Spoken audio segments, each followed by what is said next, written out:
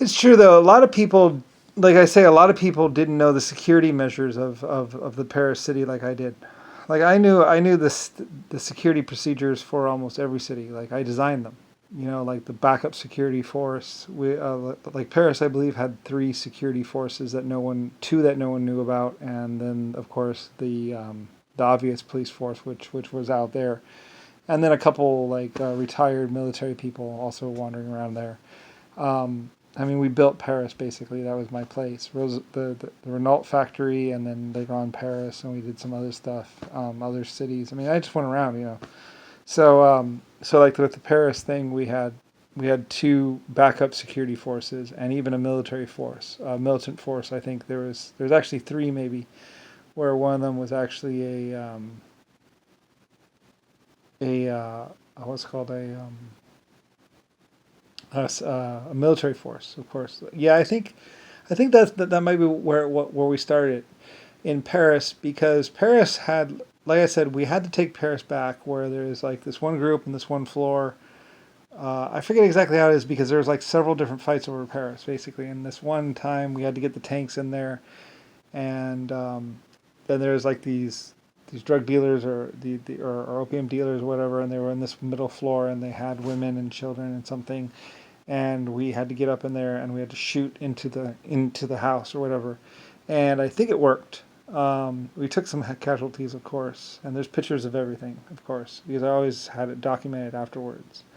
Um, anyway, and so we understood that things could go terribly wrong, because they had gone through, and in a matter of like 3 months, they had basically taken over the whole city and pretty much ruled it, until I basically put my foot down and said, "All right, we're gonna go." And we hired some mercenaries, or whatever, and some Irish came, and some other people came, and we went and took back the city, and freed the people basically. And and so we realized that we might need a military force at a moment's notice. So there was a military force also, one of the other buildings, like closer to the waterfront, I think, like that. I mean, nowadays they call them terrorists. They call them this. They call them that, because so many people would come in, and they would go to attack the town, and like all my security measures would work.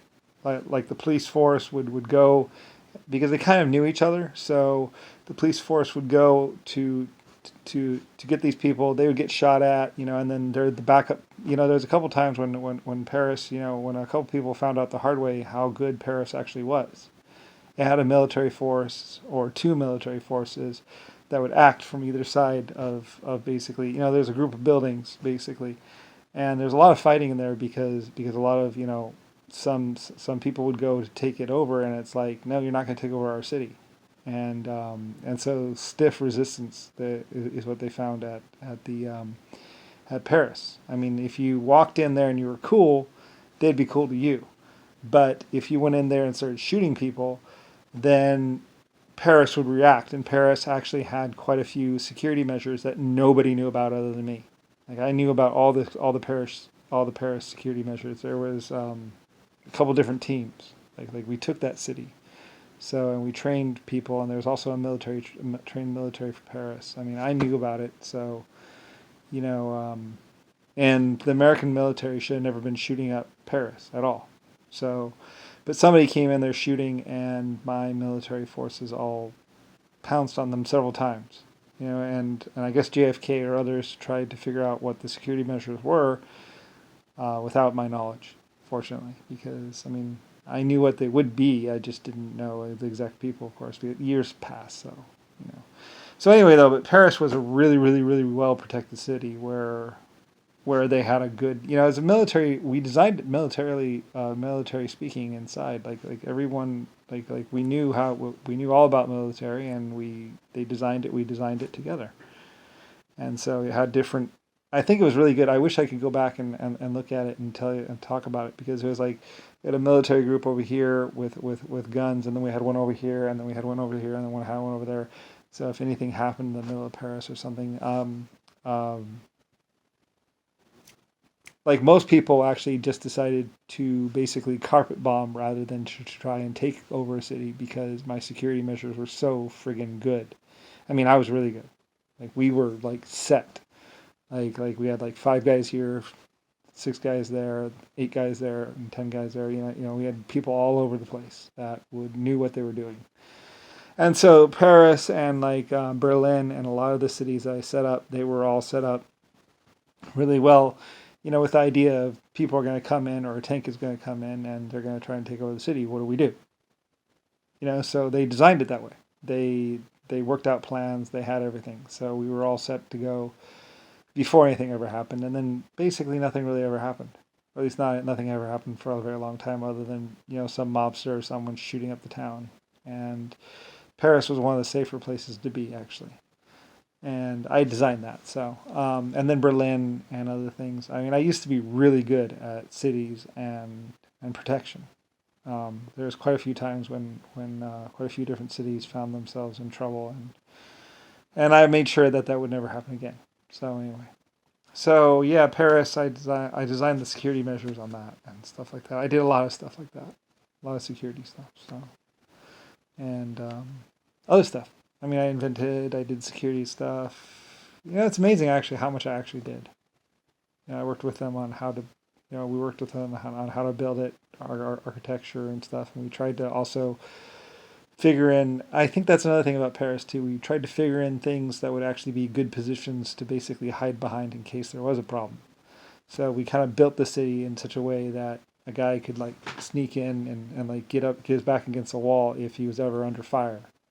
So we did a lot of little strange things with Paris that we didn't normally do with other cities. Like nooks where people could duck into in case they came under fire, because you never really know. I mean, almost anyone could have a gun back then. We tried to keep the guns out of Paris, though. I think we had checkpoints there for quite a while. We had to check your guns or something like that, and basically, to keep the guns out of Paris and stuff like that. We did a lot of things to like clean up things so it wasn't so bad. So anyway, because people in the old days, they used to shoot anyone for like a pocket watch, and there was a lot of gold in Paris too, a lot. I mean, it was really nice stores. It was a really nice place, really really nice. So anyway, I helped, and a lot of people would just wander in and just be like, "Oh, I'm Billy Bo Bob, yeah," and then 5 minutes later, "Oh, I'm Jimmy Thompson, why?" They would say that kind of stuff. Like you never knew what somebody's name was, and that's another reason why we started fingerprinting and everything else and doing photo ID. So like that stuff could be eliminated. So anyway, though, but yeah, Paris, Berlin, a couple different other cities, and then after we got into a routine, we started really, we started getting into routine and stuff. So, but yeah, I did that city. So I did a lot of cities actually. It's kind of funny because I forgot about it. I forget about it. It's my past. It's my old life. I mean, for many years, people regarded me as the hero. The guy who always thought militarily, always thought strategically, always thought just in case, always thought one step ahead. What do we do if this happens? What do we do if that happens? I was always that guy. So anyway, yeah. I mean, I was the Führer. I was the leader. Um, and then later on, like with Berlin and Hitler, like they were changing it. I was hearing things about how they changed the laws and how people didn't have any rights. So I had to get my men back over there. Although Kennedy was kind of using that as an excuse to go and take them over, probably because he knew that they would support me. But basically, pretty much, I don't know. It gets complicated because like I say, I didn't send the troops to go kill anyone. I didn't attack Germany. I sent the troops to go find out what was going on.